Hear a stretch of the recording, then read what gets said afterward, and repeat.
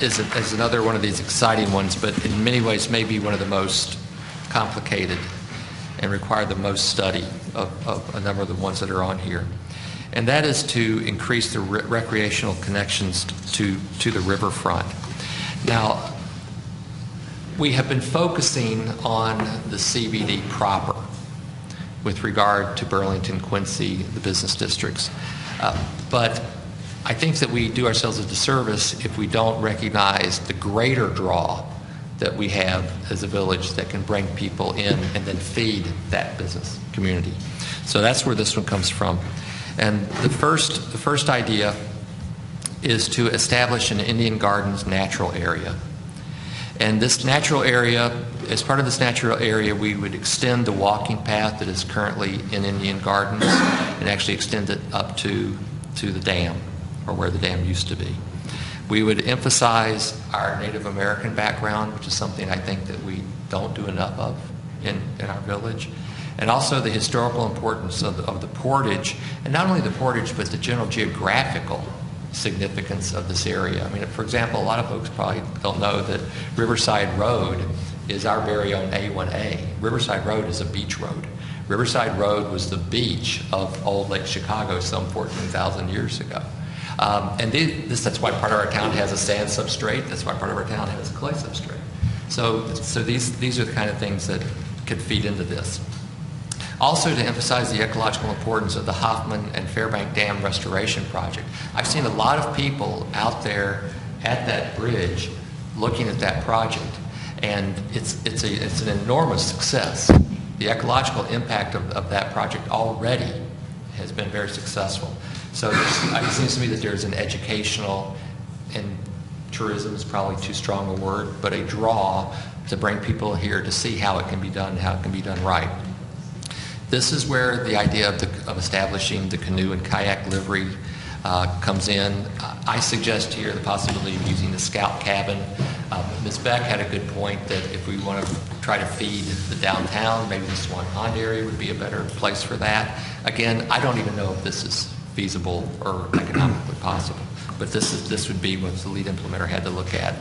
And if we were able to develop that area, the possibility of using the scout cabin as a nature center for to kind of be the focal point of this broader natural area.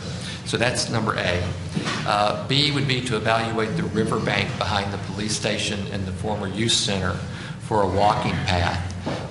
I think one of the goals many of us have for the future would be to have an actual walking path along the length of our river through our town. And there is a possibility to explore that behind those existing buildings now. There's actually kind of a two-tiered reinforcing wall back there. So the idea would be to get back there and see if it's feasible for us to actually turn that into some kind of walking path. And then the third one is to open up the river views and to support shoreline habitat restoration. This, again, is something where we need the experts. This is where we would have to have people from FLOSS, from the LAC, to come in and to guide us. So with regard to this overarching idea of increasing recreational connections to the riverfront, we have down here that the Parks and Recreation Board would be the lead implementer with input from the LAC, the Historical Commission, and FLOSS. We have Melinda Pruitt-Jones is here tonight, the Executive Director of Chicago Wilderness. I suspect that something of this magnitude would extend beyond our village and would require also regional outreach and regional connections as well for the expertise necessary to do something like that. Please. I just have a couple of questions. Please. One, Peter, may not fit in here. You may know the answer. But it's related to Swan Pond. Now that Swan Pond is virtually fixed, right, unless there's an ice blockage, are we going to be reseeding it, or is that the sort of thing that belongs on this list? Well, as part of the project, there is still a 2-year maintenance with the Army Corps. One of the things that the village is looking into is whether or not the turf area applies under that agreement, or if the 2-year maintenance was primarily for the culvert, the check valve, and any of the invasive species removed along the riverbank. In the last few weeks, the turf has kind of started to take. So right now, the Army Corps is kind of evaluating whether or not it will come. And if not, then that is something that probably the board will have to decide on whether or not we want to reseed it, or what type of uses are we planning to put down there, and what type of turf would we need in order to sustain those activities. Thanks. Then another, it's just a comment based really on the path in Swan Pond. And I'm sure that people will look at it, Susan. It's also about the multi-use of these areas. So when we create a path, a narrow path, we have bikers and we have walkers. And I just think it'd be an interesting discussion. Peter and I have talked about this, that's why he's smiling. It'd be an interesting discussion to talk about the changing use of our parks. And particularly as we look at what's happening with a paved section of Swan Pond, it's changed. So just as kind of something to... With the new pavement in place, it is being used more so than the stone-based path, and parts of it were just man-made path. So it is being utilized. There are a lot more runners, bikers, just people walking and looking at the river. So the goal of bringing people to that area has worked. Right. And so for me, one of the things that I think is part of the review, and it's been talked about at the EDC, is the width of the path. Right. That's what I was actually referring to as we think about these connectors and the material of the path. Right. Right. Then I just have one more, a general question under the infrastructure, not under this particular section, but when we talk about infrastructure initiatives, for Riverside, and if we think about the new parking lot, we've talked a lot about green structures and making green infrastructure a part of who we are, as a part of our mission. And it was alluded to, well, it was actually mentioned in the CMAP plan in terms of zoning, actually, or what we require as we develop, if we were to develop parts of the CBD. But I wonder if there's a section on, I wonder if that's enough. It's a question for the board, or for the LAC, or perhaps to get residents such as Ms. Pruitt-Jones's input on whether it's a strong, we don't have anything specifically in here about that, and whether we actually need to say something based on the recommendations of the CMAP document, or whether it's really worth putting a number there. So it would be in this case, it would be number 5, which says, I don't know, could say anything such as make sure everything we do, we consider the green ramifications, or evaluate, it could be stronger than that, which is be proactive in changing our codes, in talking to residents, and talking, in this case it's a CBD, but everything we should be asking that question. And I'd just like to see that brought out more. Melinda, I don't know, I know you've thought about this also. And to Jean's point, I'd like, if we're talking about this trail, I don't know whose idea it was to have blacktop and in such a narrow path through the Swan Pond area, but I'd like to see the trails be similar in material, and tell the same story and be the same width. And this trail system has been kicked around and talked about for years and years, and looking out in the audience, I can see former trustee Buttermer. It goes way back when there was an iced tea grant, which is now this trail that has come through and gone all the way out to the western suburbs. We have the ability to put this trail in from, if you can think, from the swim club all the way around to the dam. And it can be done in an invasive way through the woods, identifying trees that probably are invasive species that need to be removed. And the trail does not have to be straight. It can wind. It should wind. It should be interesting. It should have elevation change.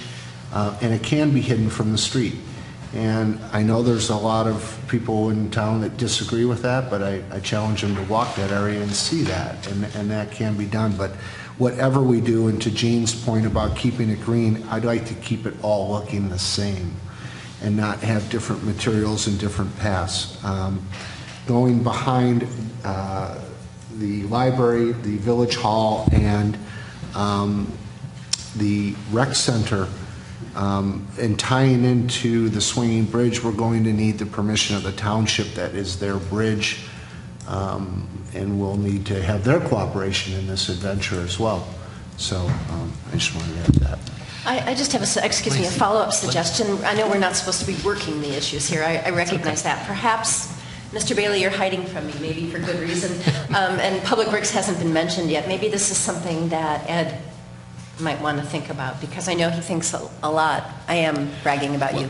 That you do think a lot about green infrastructure and how to move the village forward with this. Right. Maybe we could just add, I think that's number excellent. 5, Ed Bailey. So that sustainability, basically, Anytime, Ed, you can pick me any time for that. And it seems to me, and of course, in my imagination, the whole idea of sustainability, especially sustainable infrastructure, since that's Right, so much that's of what I was talking about. what we have some control over, that should be part of our branding effort. But maybe we could just say that. I think we should. So as number 5, we would just say something to the effect of sustainability should be a major factor in all considerations. Right, and then make sure Ed's name is there. And make sure Ed's name's there. I just, again, not to dive too deep into the minutiae here, but just to kind of, because Chairperson Leander's here from Parks and Rec, and they're going to be kind of overseeing this. I have had some preliminary discussions with Director Bailey and with our village forester, and we have to be careful when we start talking about creating hiking paths or walking paths, because if you start getting them too formalized, now you have maintenance issues, you have liability issues. So this will, to your point, Trustee Foley, this is going to be something that has to be carefully thought through in terms of what nature of path are we really talking about here? And there's all different kinds of paths. Right. So this will be part of the. But we have to know that this path will be used, and it will be a multi-use path. Unless we want more signs saying no bikes, or running only, or So. It'd be nice to have a Riverside path through Riverside. Yeah. Okay. Mr. President? Please, Mr. Ripp. Would it be okay to make some comments? Of course, please do. Yeah, please do. You're in hiding back there, that's the thing. Hearing what's been said in terms of involving RB, paths, wayfinding from our streets to our way around town, all of those things, I think what Mike Foley was saying, they also apply to paths as minimal intrusively as they can possibly be. I have 3 minutes of comments. Is that okay? Sure. Almost 2 decades ago, several of us came to the village, and we described a partnership made up of volunteers, the village, the rec department, and the Riverside Junior Women's Charity. The group grew, and we built an ice rink for the community. Friendships and memories also grew, and the Big Chill crew and the partners will soon build the 18th annual ice rink. Last year, R&B's athletic director asked to create a fundraiser for R&B sports. Again, a few volunteers came to the village, to the rec department, and discussed a partnership. We planned the Bulldog River Run with several major components. The removal of the dams and the improvements in Swan Pond brought focus to the river, but it was too soon to use. The Village of Riverside, Cook County Forest Preserve District, and the township were partners, and they were great. The Forest Preserve District cleared a natural path on the far bank. The township helped celebrate with the historic suspension bridge. The village registered the runners, pruned, mowed, safeguarded, and more. I can't thank the village enough for the way they extended themselves for RB's fundraising run. Now, I've personally been known to be very critical of RB's referendum techniques and some of their facilities, but I'm here to say I believe they're headed in a good direction. However, I'm disappointed it's not, with all the new athletic facilities, being the center of the community as was promised, especially since Riverside is long on kids and short on facilities. On a positive note, last Monday, Both staffs of the village and the high school met to brainstorm mutual benefits of working more closely. Then on Tuesday at the Board of Education meeting, Dr. Skinkus reported that they are close to a solution to the 4-year natatorium problems. For your information, they've embraced the community's involvement over the swim air quality issues, and they're about to resolve those issues. I'm here tonight to say thanks to the village for the help in 2012 and to support RB's giving back in 2013. Here's my point. One goal last year and for this year's run is that it be off-road. We believe that's more fun and it's healthier. It's more natural. It also avoids the cost and inconvenience of street and driveway closings. In addition to the enjoyment of the renewed natural path and beautiful suspension bridge, there's also a simple connection that could be made to Swan Pond. I call that the missing link, and it's been referred to this evening. It runs adjacent to the river, right behind these buildings. It's out of sight, it's overgrown. Frankly, it's been neglected since most of us were kids. But it has good sightlines. It offers phenomenal views of the bridge, the river, the forest, Swan Pond, and the architectural details of these wonderful landmark buildings. Like so many volunteers who trim overgrown sections of the riverbank, we volunteer to clean up this tiny strip of land. Consider it part of RB's thank you to Riverside, and hopefully the furtherance of a good relationship. I promise you that if you grant that permission, we will make this tiny strip of land usable, attractive, and safe. In other words, we'll provide the missing link so more people can experience your vision as you develop it with meetings like this evening. I'm here to seek your approval. It's a short part of piece of land. I'm not proposing that it be developed as this type of trail or that type of trail. I'm proposing that it be clean, that it give you a clean canvas to work on your vision for what that ought to have a long-range use for. Thank you. Thank you, Jerry.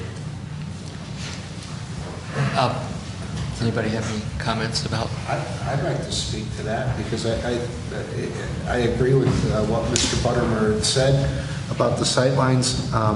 I think that's going to give us a better idea of what we want to do looking down here with the former rec center and what that is all about. And if this path is being used and getting used frequently, and we decide to do something with the rec center as far as selling it, removing it, redeveloping it, the path has to remain and work in conjunction with the new development of the rec center if that's, jumping to phase 2. So. I mean, I think it's certainly something that should be considered. I don't think Can I it's... ask one question? Please. Just a question. Can I Please. identify the area? Please. I'm just asking if you can identify the area that he's mentioning. Swan Pond's a big space. Where he's talking about is directly behind the police station and the former youth center. And the library. And the library. It's that strip right down through there. Perfect. I mean, that's not the purpose of tonight. The purpose of tonight is to not drive down to be giving approval of particular projects. This is something that the Parks and Rec Board is charged with looking at in conjunction with staff and developing the idea and then bringing it back to us. But I don't think it's something I'd rather not get distracted with a particular issue as we're trying to move through. Any other comments about that?